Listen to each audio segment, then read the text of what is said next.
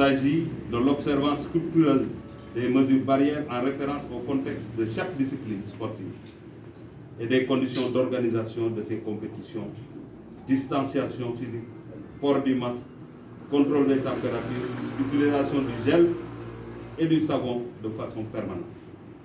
De prendre toutes mesures permettant d'éviter la propagation de la maladie dans les lieux de compétition. Enfin, de prendre les mesures nécessaires en accord avec les commissions et les services de sécurité et de santé pour permettre et faciliter le retour du public aux lieux de compétition.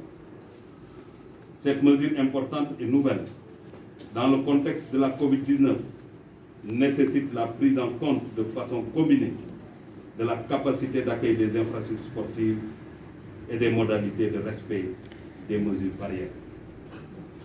Ces dernières dispositions sont établies de façon individuelle, par discipline, et nécessitent pour leur mise en œuvre une décision du ministère chargé des sports. Je rappelle qu'un arrêté sera pris pour fixer la date de reprise des compétitions sportives sur toute l'étendue du territoire. Quand on parle de reprise, parce qu'il y a le huis clos qui fonctionne, le retour du public, et les exemples sont là, il faut tout simplement, dans chaque stade ou dans chaque infrastructure sportive, que la distanciation soit respectée. Donc, c'est diviser la capacité au minimum par deux.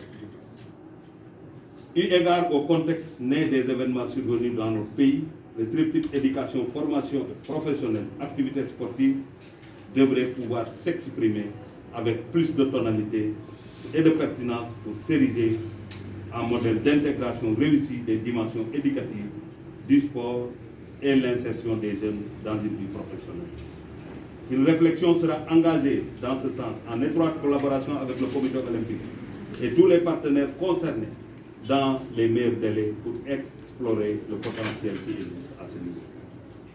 Avant de terminer, je voudrais